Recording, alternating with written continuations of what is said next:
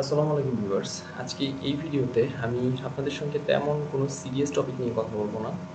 বরং আজকে আপনাদেরকে পরিচয় করে দিব একটা browser based API documentation and testing টুলের সঙ্গে। তো আপনারা যারা .NET ওয়েব এপিআই প্রজেক্ট নিয়ে কাজ করেন বা করেছেন, তারা অলরেডি জানেন যে এই সোয়াগার নামের যে জিনিসটা, এটা আসলে আমাদের জন্য কতটা হেল্পফুল বা কতটা ইউজফুল। অ্যাকচুয়ালি বলতে গেলে এটা একটা life saver project. But there is a catch, একটা খারাপ সংবাদ আছে। খারাপ সংবাদটা হচ্ছে যে এই যে অ্যানাউন্সমেন্টটা দেখতে পাচ্ছেন এটা, তো এখানে বলা আছে যে swashbuckle.asp netcode is being removed in .NET 9। তার মানে হচ্ছে যে .NET 9 to onwards যে সমস্ত ওয়েব এপিআই প্রজেক্ট টেমপ্লেটগুলো আমরা দেখতে পাবো, এগুলোতে আর এই সোয়াগার থাকছে না। তার মানে এত সুন্দর একটা টেস্টিং টুল আমরা আর ভবিষ্যতে দেখতে পাবো না। তো এরপরে আসলে অ্যাকচুয়ালি এরা এই অ্যানাউন্সমেন্টের ভিতরে কি বলছে সেটা একটু পরে দেখা যাক। তো প্রথমেই বলতেছে যে সোয়াশবাকল ইজ এ গ্রেট প্রজেক্ট, তার মানে এটার বেশ প্রশংসা করা হয়েছে, ওকে ফাইন। দেন তারপর the project is no longer actively maintained by its community owner, issues have not been addressed or resolved, and there is not an official release for .NET 8।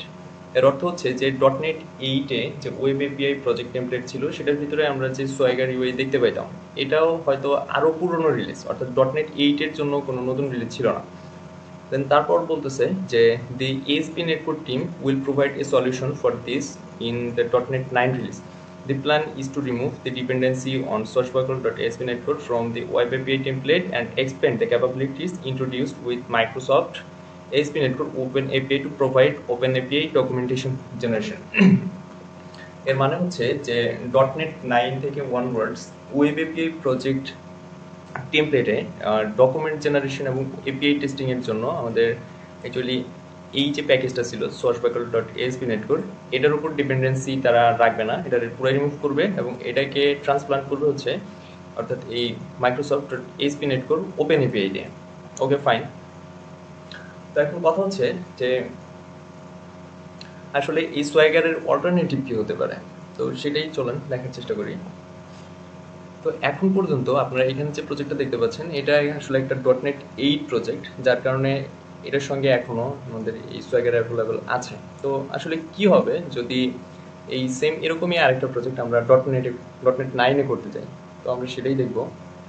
তো আমি যাবো হচ্ছে ভিজুয়াল স্টুডিও। তো এখানে খুব bear basic একটা project set up করা আছে, বাট এটা হচ্ছে .NET 9-এ করা। তো আমি .NET 8-এর যে প্রজেক্টটা আছে সেটা ক্লোজ করবো। Okay fine. তো এখানে অ্যাকচুয়ালি যদি আমি প্রজেক্টটা রান করাই, তো দেখা যাচ্ছে যে এখানে আমাদের ব্রাউজারে পপআপ তো ওপেন হচ্ছে, একটা উইন্ডো ওপেন হচ্ছে, বাট আমাদের কোনো এপিআই টেস্টিং টুল নেই। তো এটার জন্য আসলে কি করা যায়? তো এর জন্য আমাদের বেশ কিছু অল্টারনেটিভ আছে, বাট ভিজুয়াল স্টুডিওতে অর্থাৎ এই ASP নেটওয়ার্ক প্রজেক্টের ভেতরে আমাদের যে সলিউশনটা প্রোভাইড করা হচ্ছে সেটাতে একটু নজর দিয়ে যাও। তো প্রথমেই আমরা নজর দেবো হচ্ছে যে আমাদের এই প্রজেক্টের ভিতরে একটা HTTP ফাইল দেওয়া আছে। তো এই ফাইলটাকে আমি ওপেন করব। ওপেন করার পর দেখা যাচ্ছে যে এখানে আমাদের কিছু কনফিগারেশনের জিনিসপত্র দেওয়া আছে, দেখো। তো এইখানে আমাদের এই এন্ড পয়েন্ট এবং কন্ট্রোলার দেওয়া আছে। তো এইবার আমি এখানে একটা রিকোয়েস্ট পাঠাবো, অর্থাৎ সেন্ড রিকোয়েস্টে ক্লিক করলাম। করার পর সে আমাকে একটা জেসন রেসপন্স দিচ্ছে। Okay fine. বাট দেখার বিষয় হচ্ছে যে এই যে রেসপন্সটা, এটা হচ্ছে জাস্ট একটা রিড অনলি রেসপন্স, এবং কোনো কারণে যদি আমাদের পাঠানো যে রিকোয়েস্টটা, অ্যাকচুয়ালি এখানে আমি যে রিকোয়েস্টটা সেন্ড করেছি সেটা ছিল একটা গেট রিকোয়েস্ট, কিন্তু যদি এটা কোনো কারণে পুট রিকোয়েস্ট হতো বা একটা পোস্ট রিকোয়েস্ট হতো, সেক্ষেত্রে কিন্তু অ্যাকচুয়ালি এটার ভিতরে আমরা অপারেশন চালাইতে পারতাম না সিরিয়াসলি। সো সেক্ষেত্রে আমি বলতে পারি যে এইখানে এই প্রজেক্টের ভিতরে আমাকে যে সলিউশনটা প্রোভাইড করা হয়েছে অ্যাকচুয়ালি এপিআই টেস্টিংয়ের জন্য, এটা খুবই মিনিমাম এবং বেয়ার বোন। এটা অ্যাকচুয়ালি খুব বেশি হ্যান্ডি জিনিস না সোয়াগারের মতো। তো এই জন্যই আমাদের একটা জুৎসই বিকল্প খোঁজা প্রয়োজন। তো আপনারা অনেকেই বলতে পারেন বা সাজেস্ট করতে পারেন যে আমাদের তো অলরেডি পোস্টম্যান আছে, সো এই সমস্ত হ্যানত্যানের দরকার কি? ইয়েস, পোস্টম্যান ইজ গ্রেট, এই সম্পর্কে আমার কোনো দ্বিধা করার জায়গা নেই বা কোনো তর্ক করারও জায়গা নেই। Postman is great. আবার অনেকেই হয়তো বলবেন যে আমাদের তো ব্রাউজারের ডেভটুলস আছে, ক্রোমের ডেভটুলস আছে, ফায়ারফক্সের ডেভটুলস আছে, দে আর অলসো গ্রেট। বাট আমাদের মাঝে অনেকেই আছেন যারা হয়তো এই সোয়াগার বা এই টাইপস টুলের সঙ্গে অভ্যস্ত বা এটাতে বেশি কমফোর্টেবল ফিল করে। তো তাদের জন্য আরেকটা অল্টারনেটিভ আমি দেখাবো, সেটা হচ্ছে আমাদের এই স্কেলার। এই স্কেলার আসলে সোয়াগারের একটা ফুল ফ্লেজ অল্টারনেটিভই বলা চলে। তো এই জিনিসটাকে আমি অ্যাকচুয়ালি ওয়েব এপিআই প্রজেক্টে সোয়াগারের জায়গায় রিপ্লেসমেন্ট হিসেবে অ্যাড করিয়ে দেখাবো যে এটা কীভাবে কাজ করে এবং এটা কীভাবে কনফিগার করতে হয়। তো চলুন কোডে ব্যাক করা যাক। লেটস ক্লোজ দিস অ্যান্ড প্রথমেই আমি এখানে একটা নিউগেট প্যাকেজ ইনস্টল করব। সো ব্রাউজ, এখানে আমি লিখব হচ্ছে স্কেলার। ওকে, তো এখানে এই সেকেন্ড যে প্যাকেজটা দেখতে পাচ্ছেন স্কেলার ডট এসপি.নেট কোর, তো এইটাকে সিলেক্ট করেন, করে আমরা ইনস্টল করব। ইনস্টল বাটনে হিট করলাম, দেন অ্যাপ্লাই। ওকে ফাইন, ডান। এরপর আমি যাব হচ্ছে আমাদের এই প্রোগ্রাম সিএস ফাইলে এবং এখানে এই যে ইফ ক্লজের ভেতরে আমি এখানে একটা মিডল ওয়্যার অ্যাড করব। App dot use scalar, actually লাগবে হচ্ছে scalar API reference, map scalar API reference, ঠিক আছে। তো এইটুকু হইলেই এনাফ। তো এটাকে আমি একটু বাইট করি। তো কোডের ভিতরে আসলে আমাদের কাজ এই পর্যন্তই। দেন এরপর আমাদের কিছু কনফিগারেশন সেটিংস ঠিকঠাক করতে হবে এবং এর জন্য আমি এই প্রজেক্টের প্রপার্টিজের ভিতরে যাব। ওকে, প্রজেক্ট প্রপার্টিজ।